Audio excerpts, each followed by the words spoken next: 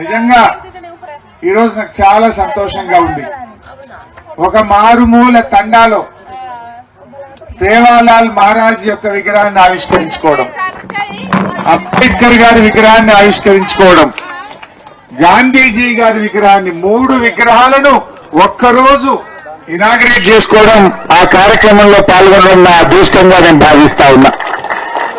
ఆ 3 మహనీయుల విగ్రహాలు ఆవిష్కరించడంతో కాదు, మన నిజ జీవితంలో వారిచ్చిన స్ఫూర్తిని, వారు మనకు చూపిన బాటను మనందరం కూడా నేర్చుకోవాలి, వారి బాటలో నడవాలి.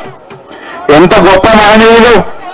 ఇవాళ గాంధీజీ గారు ఈ దేశానికి స్వాతంత్ర్యం తెచ్చిన మహనీయుడు, మన జాతిపిత మహాత్మా గాంధీ. ఆ రోజు గాంధీ గారు ఎలాంటి హింస లేకుండా అహింసాయుతంగా ఉప్పు సత్యాగ్రహంతో ఆయన ఎంతో పోరాటం చేసి ఈ దేశానికి స్వాతంత్ర్యం తెచ్చిన మహనీయుడు గాంధీ గారు. ఆ గాంధీజీ బాటలోనే నడిచిండు మన కేసీఆర్. ఆ గాంధీ బాటలో నడిచిండు, ఆనంద నిరాహార దీక్ష చేసి ఈ తెలంగాణ రాష్ట్రాన్ని తెచ్చిండు మన కేసీఆర్. మరొక మహనీయుడు డాక్టర్ బాబాసాహెబ్ అంబేద్కర్. ఇవాళ నిజంగా తెలంగాణ వచ్చిందంటే అంబేద్కర్ గారు రాసిన రాజ్యాంగమే మనకు తెలంగాణ తెచ్చింది. అంబేద్కర్ గారు చిన్న రాష్ట్రాలకు హక్కులు కల్పించిండు. రాష్ట్రాలు ఎలా తెచ్చుకోవాలో ఆనాడు ముందు చూపుతో అంబేద్కర్ గారు రాజ్యాంగంలో రాసిండు కనుకనే ఇవాళ తెలంగాణ రాష్ట్రం వచ్చింది. అందుకే కేసీఆర్ గారు 125 అడుగుల ప్రపంచంలోనే అతిపెద్ద అంబేద్కర్ విగ్రహాన్ని మన హైదరాబాద్ నడిబొడ్డున పెట్టించిండు కేసీఆర్. ఈ రాష్ట్రాన్ని నడిపే సచివాలయానికి డాక్టర్ బాబాసాహెబ్ అంబేద్కర్ సెక్రటరియట్ గా మన సచివాలయానికి కూడా పేరు పెట్టి ఆ మహోన్నతుడి ఆశయాలను ముందుకు తీసుకొని పోయిండు కేసీఆర్. ఇలా ఎన్నో మంచి కార్యక్రమాలు జరిగినాయి. మా సంత్ సేవాలాల్ మహారాజ్, ఇలా మా అక్క చెల్లెలు అందరూ ఉన్నారు, సేన్ రామ్, మా లంబాడి అన్నదమ్ములకు అక్క చెల్లెలందరికీ సేన్ రామ్. అయితే ఈరోజు సేవాలాల్ మహారాజ్ విగ్రహాన్ని ఆవిష్కరించుకున్నాం. ఎంత సంతోషం! అసలు ఎవరైనా పట్టించుకున్నారా సేవాలాల్ మహారాజును? గతంలో ఇదే కాంగ్రెస్ పార్టీ 50 ఏళ్లు పాలించింది. మన తండా గురించి ఆలోచించిందా? మన సేవాలాల్ మహారాజ్ గురించి ఆలోచించిందా? మా ఎస్టీల రిజర్వేషన్ గురించి ఆలోచించిందా? ఇలా కేసీఆర్ గారు వచ్చినాక సేవాలాల్ మహారాజ్ జయంతిని అధికారికంగా ఈ దేశంలో జరిపిన తొలి ముఖ్యమంత్రి కేసీఆర్. రాష్ట్ర ప్రభుత్వం డబ్బులిచ్చి ఊరూరా కూడా సేవాలాల్ మహారాజ్ జయంతిని అధికారికంగా జరిపిన నాయకుడు మన బీఆర్ఎస్ పార్టీ, మన కేసీఆర్. అంతేకాదు మా ఎస్టీ పిల్లలు చదువుకోవాలంటే విద్యా ఉద్యోగాల్లో 10% రిజర్వేషన్ ఇచ్చింది కూడా కేసీఆరే. ఇలా మీ పిల్లలు డాక్టర్లు అవుతున్నారు, ఇంజనీర్లు అవుతున్నారంటే ఇలా కేసీఆర్ గారు మా గిరిజనులకు 10% రిజర్వేషన్ ఇవ్వడం వల్ల ఈ పిల్లలు బాగా చదువుకొని ఉద్యోగాలు చేసుకోగలుగుతా ఉన్నారు. ఈరోజు బంజారా హిల్స్ లో పేరేమో బంజారా హిల్స్, కానీ ఆడ గుంటడి జాగ లేకుండే మనకు కేసీఆర్ గారు ఎకరం జాగ ఇచ్చి బంజారా హిల్స్ లో అద్భుతమైన బంజారా భవన్ కట్టి మన ఆత్మగౌరవాన్ని నిలబెట్టింది కూడా మన కేసీఆర్. ఇలా చెప్పుకుంటూ పోతుంటే ఎన్నో కార్యక్రమాలు జరిగినాయి. తండాలు గ్రామ పంచాయతీలు కావాలని మా రాంబల్ నాయక్ ఆధ్వర్యంలో పాత రోజుల్లో LHPS పెట్టి దశాబ్దాలు పోరాడిండ్రు, కానీ ఎవరు చేయలే. కేసీఆర్ గారు మాట ఇచ్చిండు, తండాలను గ్రామ పంచాయతీలు చేసి మా రాజ్యంలో మేమే పాలించుకుంటామనే విధంగా మీ నినాదాన్ని నిజం చేసింది కూడా ఈ రోజు కేసీఆర్ గారు. అంటే ఇవాళ అన్ని సమస్యలు పరిష్కారమైనవి. ఒకనాడు ఎండాకాలం వచ్చిందంటే మంచినీళ్లు లేక ఈ అక్క చెల్లెళ్ళు బిందెలు పట్టుకొని దూరం పోవాల్సిన పరిస్థితి. ఆ ట్యాంకర్ల వెనుకపోయి బిందెలు కొట్లాడితే సొట్టలు పడే పరిస్థితి ఉండే. కానీ కేసీఆర్ వచ్చినాక ఇంటింటికి నల్లా పెట్టిండు. ఇలా స్వచ్ఛమైన నీళ్ళిచ్చి ఏ అక్క చెల్లె బిందె పట్టుకొని రోడ్డు మీదకి రాకుండా చేసింది కేసీఆరా కాదా? మీరు ఓట్లు వేసి మీ చేతులు నొప్పు పెట్టినాయి తప్ప మంచినీళ్ళు ఇచ్చిన నాయకుడు లేడు. నీళ్లు ఇచ్చింది ఒక్కడే కేసీఆర్. తండాలు గ్రామ పంచాయతీలు చేసింది కేసీఆర్. 10% రిజర్వేషన్ ఇచ్చింది కేసీఆర్. ఇలా ఎన్నో మంచి కార్యక్రమాలు జరిగినాయి. కానీ ఇలా రేవంత్ రెడ్డి గారు, కాంగ్రెస్ పార్టీ ఎన్నో హామీలు ఇచ్చింది. చాలా మాటలు చెప్తే మీరు నమ్మిండ్రు. 10 ఏళ్లు కేసీఆర్ మంచిగానే చేసిండు, కానీ వీళ్ళేదో మరి తులం బంగారం ఇస్తారట కదా, ఆడపిల్లలకు స్కూటీలు ఇస్తారట కదా, 2 లక్షలు మాఫీ చేస్తారట కదా, ఇట్లా 2500 ప్రతి మహిళకి ఇస్తారట కదా అని చాలా హామీలు ఇస్తే నమ్మినాం మనం. అంటే ఏమైంది ఈరోజు? రేవంత్ రెడ్డి ఏడాదినర్థం పరిపాలన అయిపోయింది. ఏడాదినర్థం రేవంత్ రెడ్డి పాలన చూస్తే అంతా సగం సగం, అంతా ఆగమాగం, అంతా ఆగమాగం అయిపోయింది తెలంగాణ. ఒక్కటన్నా చక్కగా ఉన్నదా? ఏ ఒక్క స్కీమ్ అన్నా అమలైందా? ఏ ఒక్కటన్నా సంపూర్ణంగా ప్రజలకు అందుతున్నదా? ఇవాళ దయచేసి మీరు ఆలోచన చేయండి. రేవంత్ రెడ్డి పరిస్థితి ఎట్లుందంటే అసెంబ్లీ బయట అబద్ధాలు చెప్తాడు, అసెంబ్లీ లోపల కూడా అబద్ధాలు చెప్తాడు. ఒక్కటన్నా మాట మీద నిలబడాడు. ఇప్పుడే సబితక్క చెప్పింది, మేము గతంలో రుణమాఫీ ఏమైందా అని గట్టిగా పెట్టుకున్నాం. పడితే దేవుళ్ళ మీద ఒట్లు పెట్టిండు అన్ని. ఒక్క దేవుడు కాదుగా, కనబడ్డ దేవుడి మీద అల్లా ఒట్టు పెట్టిండు. మా అక్క అన్నట్టు గండి మైసమ్మ మాత్రం తప్పించుకున్నది. ఆ గండి మైసమ్మ అనుకున్నట్టుంది, ఈయనొచ్చి నా మీద ఒట్టు పెట్టడేమో అనుకున్నట్టుంది. ఈ దేవుళ్ళనే మోసం చేసిన రేవంత్ రెడ్డి ప్రజల్ని మోసం చేయడా? ఏం చెప్పిండు? 15 ఆగస్టు కల్లా ప్రతి ఒక్కరికి రుణమాఫీ చేస్తా అని రాముల వారి మీద ఒట్టు పెట్టిండు, జహంగీర్ పీర్ దర్గా మీద ఒట్టు పెట్టిండు, చర్చి మీద ఒట్టు పెట్టిండు, మరి అలా శివుని మీద ఒట్టు పెట్టిండు, యాదాద్రి లక్ష్మీ నరసింహస్వామి మీద ఒట్టు పెట్టిండు. కానీ ఇవాళ రుణమాఫీ అయిందా? ఇవాళ సగం మందికి కూడా ఇవాళ రాష్ట్రంలో రుణమాఫీ కాలే. ముఖ్యమంత్రి కదా, ఆయన మాట నమ్మిండ్రు. 2 లక్షల మీదున్నోళ్ళు ఆ మీద డబ్బులు కట్టుండ్రి, ఒక్క క్షణంలో మీ రుణం మాఫీ చేస్తా అన్నాడు. పాపం ఆయన మాట నమ్మి కడితే ఇవాళ రైతులకు రుణమాఫీ కాలే, అప్పుల మీద పడ్డాయి.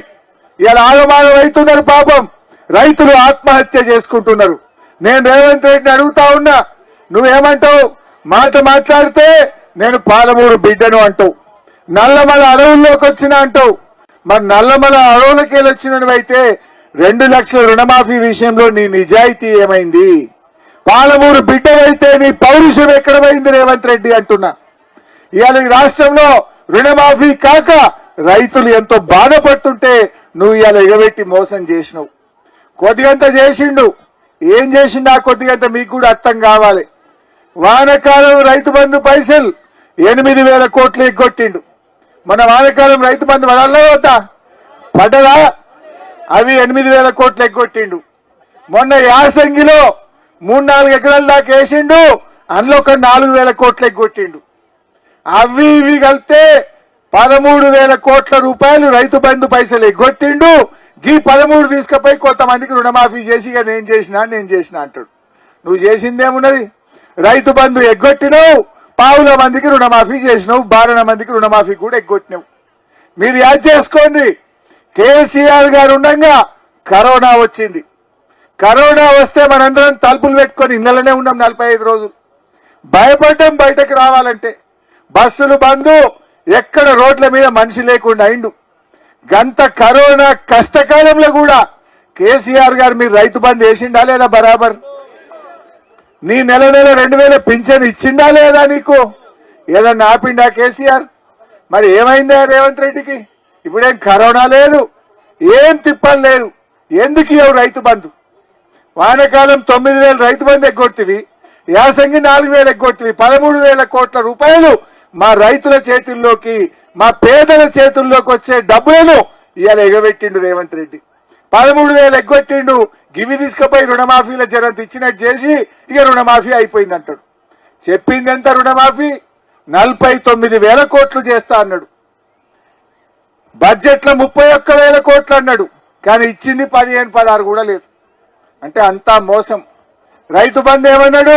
ఎకరానికి 15,000 అన్నాడు. పోనీ అదన్నా వచ్చిందా? అది వచ్చింది లేదు. ఏ ఒక్క మాట కూడా ఇవాళ నిలుపుకోలే. కేసీఆర్ గారు ఉండగా ఈ రాష్ట్ర జీడిపి పెంచిండు, రాష్ట్రం యొక్క ఆదాయం పెంచిండు కేసీఆర్ జీడిపి పెంచితే రేవంత్ రెడ్డి గుండాయిజాన్ని పెంచుతున్నాడు. కేసీఆర్ గారు ఈ రాష్ట్రంలో పేదల తలసరి ఆదాయం పెంచిండు. పేదల ఆదాయాన్ని కేసీఆర్ తలసరి ఆదాయం పెంచితే ఈ రేవంత్ రెడ్డి ఏమో ఆయన కుటుంబ ఆదాయాన్ని పెంచుకుంటుండు. ఆయన కుటుంబ ఆదాయం పెరుగుతుంది తప్ప పేదలకు ఆదాయం పెరుగుతలేదు. ఏమైనా మాట్లాడిందనుకో, రేవంత్ రెడ్డి పాలన ఎట్లుందంటే అయితే లూటీ లేదంటే లాఠీ. మొత్తం ఇప్పుడు ఈ రోడ్ వేసిండు. ఏం రోడ్డు? మీరందరూ వద్దంటున్నారు. 6 line road, green field road వేస్తా అంటే ఎందుకయ్యా ఈ రోడ్ అని మీరందరూ అడుగుతున్నారు. నాకు ఆడ ఊర్లే దరఖాస్తులు ఇచ్చిండ్రు రైతులందరూ. ఏమంటున్నారు? ఆల్రెడీ నాగార్జున సాగర్ హైవే ఉన్నది, శ్రీశైలం హైవే ఉన్నది, మా సబితమ్మ గారు వేయించిన ఫార్మాసిటీ 4 లైన్ రోడ్ ఉన్నది, మీదికెళ్ళి రీజనల్ రింగ్ రోడ్ వస్తుంది. 4 రోడ్లు ఉండగా మళ్ళా మా భూములు తీసుకొని ఈ రోడ్ వేసుడు ఎందుకయ్యా అని పాపం ఆ భూమి పోతున్న రైతులంతా ఏడ్చుకుంటానన్నాడు కలిసింది. ఇప్పుడు 1000-1200 ఎకరాలు గుంజుకుంటున్నావు. ఎవరి కోసం? ఎవరిది 4th సిటీ? దీనివల్ల ఎవరు బాగుపడతారు? ఎవరి కోసం చేస్తున్నావు రేవంత్ రెడ్డి? ఆ భూమి నీది పోయి ఉంటే నీకు బాధ తెలుస్తుండే. 1-2 ఎకరాలు కొనుక్కున్న రైతుల భూములు తీసుకొని ఇవాళ 4 లైన్ రోడ్ వేసే ప్రయత్నం చేస్తున్నారు. ఏమన్నది కాంగ్రెస్ పార్టీ? మా ఎస్సీలకు, మా ఎస్టీలకు, మా బీసీలకు ఇచ్చిన భూములకు పట్టాలు ఇస్తా అని చెప్పింది ఆ రోజు. అమ్ముకునే హక్కులు కల్పిస్తామని చెప్పింది ఆ రోజు. ఇవాళ పట్టాలు ఇచ్చులేదు కానీ ఉన్న భూములు గుంజుకుంటున్నాడు రేవంత్ రెడ్డి. కొత్తగా మళ్ళా ఫార్మాసిటీ పక్కన ఇంకా 12,000 ఎకరాలు గుంజుతాడట.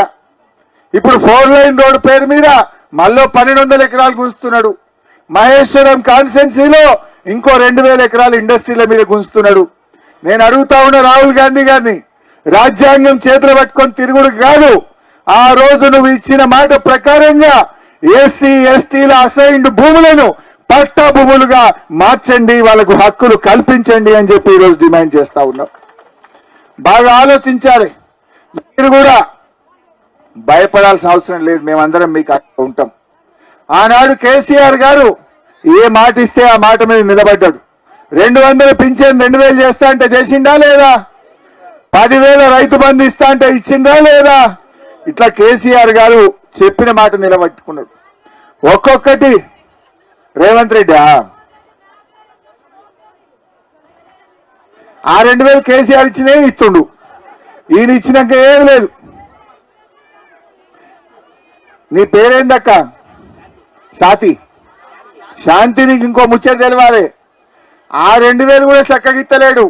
ఈ 16 నెలల నడిమిట్ల 2 నెలలు ఎగ్గొట్టిండు.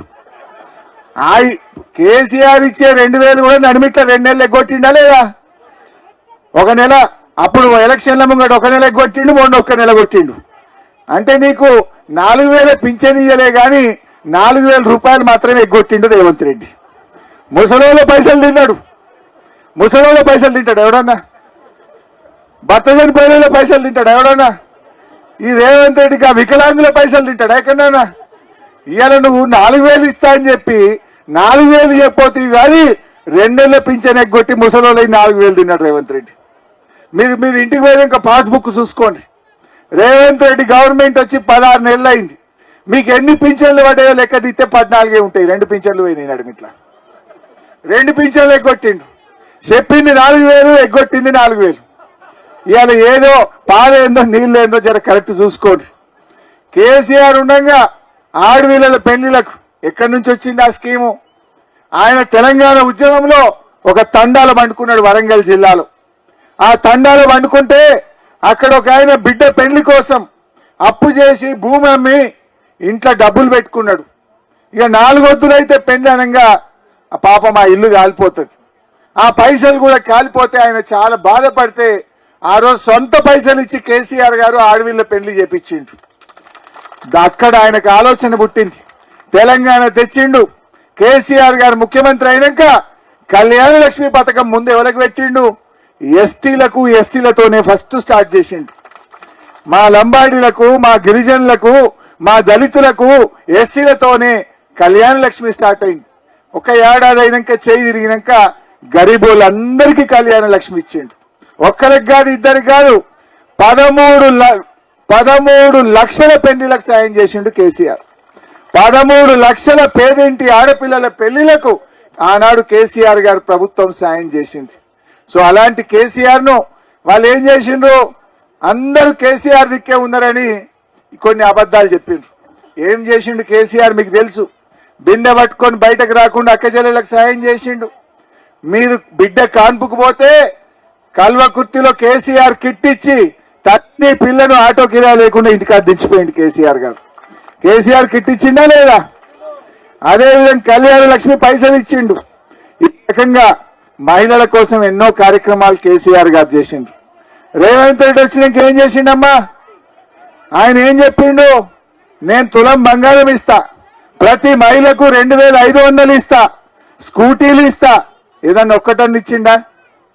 కొన్ని ఇచ్చిండమ్మా, కొన్ని పనులు మాయ చేసిండు కొన్ని. ఏం చేసిండంటే బతుకమ్మ సీరలు బంద్ పెట్టిండు. పెట్టలేదా? దావఖాన పోతే కేసీఆర్ కిట్ బంద్ పెట్టిండా లేదా? రంజాన్ తోఫా బంద్, బతుకమ్మ గిఫ్ట్ బంద్ అయిపోయింది.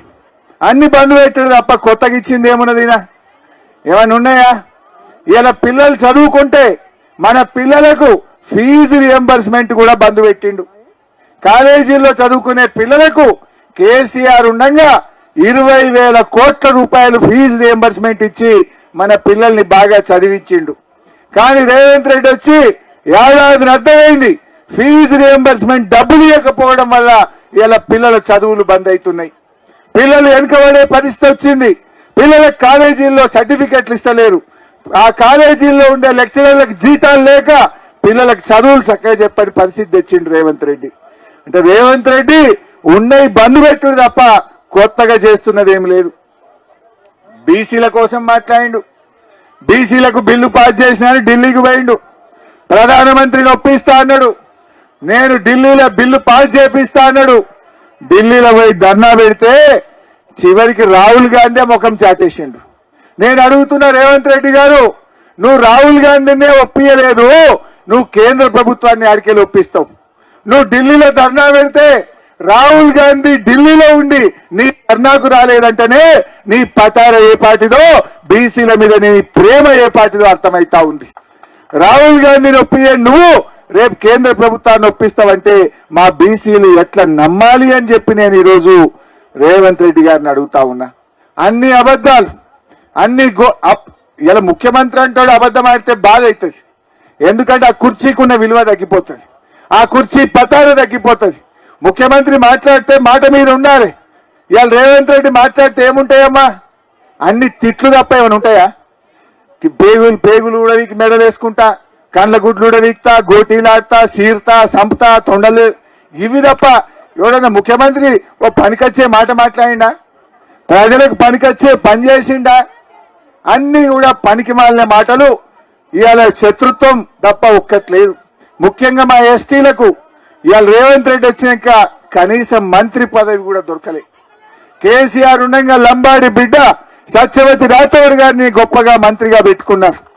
ఇవాళ అక్క రావాల్సి ఉండే, ఇంకో మీటింగ్ పడి ఇవాళ రాలేకపోయింది. ఇవాళ ఏడాది అర్థమైన ఎస్టీలకు ఇవాళ లంబాడీలకు కనీసం మంత్రి పదవి కూడా లంబాడీలకు ఇవ్వకుండా ఈ రేవంత్ రెడ్డి అన్యాయం చేసిండు. కేసీఆర్ గారు లంబాడీల గౌరవాన్ని పెంచిండు. మనకు సంత్ సేవాలాల్ మహారాజ్ జయంతిని అధికారికంగా జరిపిండు మన ఆరాధ్య దైవం.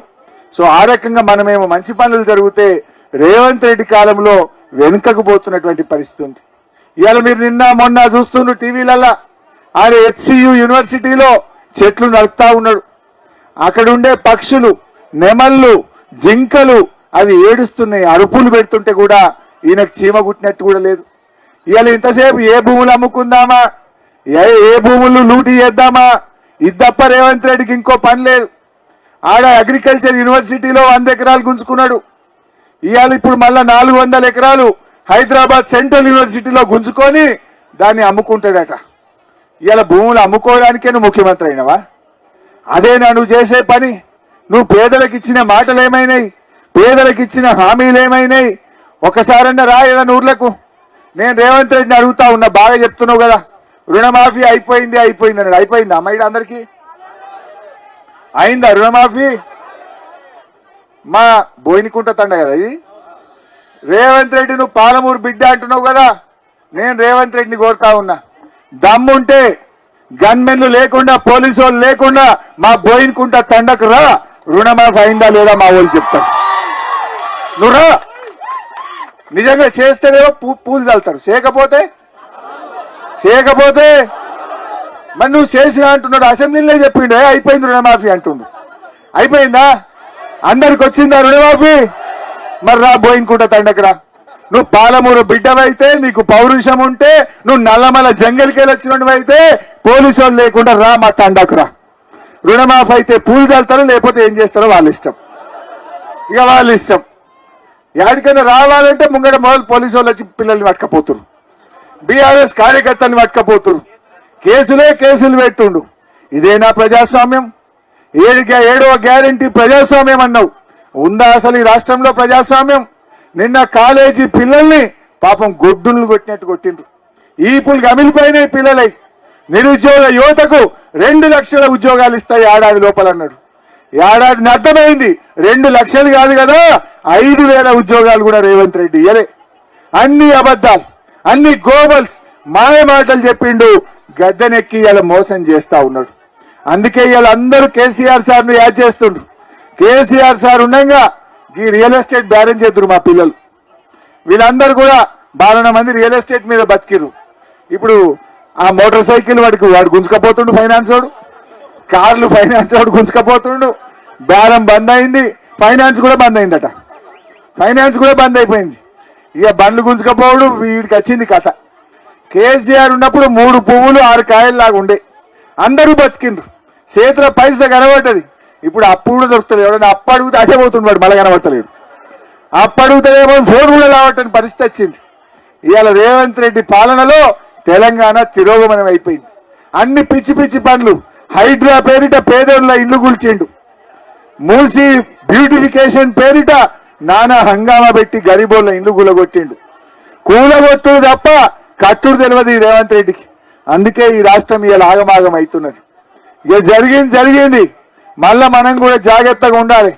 ఇంకెవడన్నా మళ్ళీ బీజేపీ వాడతాడు నడిమిట్లా, వాడిని నమ్మి ఎంపీ గెలిపించిండ్రు. ఏమైంది? ఏమన్నా రూపాయి వచ్చిందా? ఢిల్లీకి వెళ్ళి రాలేనా? గల్లీకి వెళ్ళి రాలే. గల్లీవాడు సున్ననే పెట్టిండు, ఢిల్లీవాడు సున్ననే పెట్టిండు. తెలంగాణకు శ్రీరామ రక్ష మన బీఆర్ఎస్ పార్టీ, మన కేసీఆర్.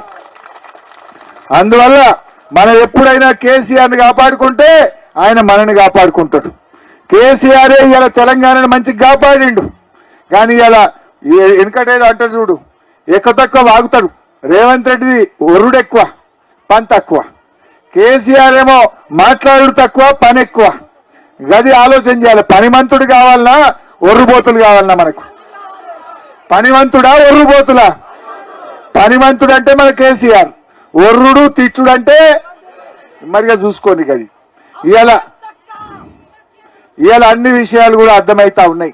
ముఖ్యంగా యువత, విద్యార్థులు కూడా బాగా ఆలోచించండి. ఆనాడు ఢిల్లీలో ఉన్న మోడీ గారు ఏడాదికి 2 కోట్ల ఉద్యోగాలు అన్నాడు, మోసం.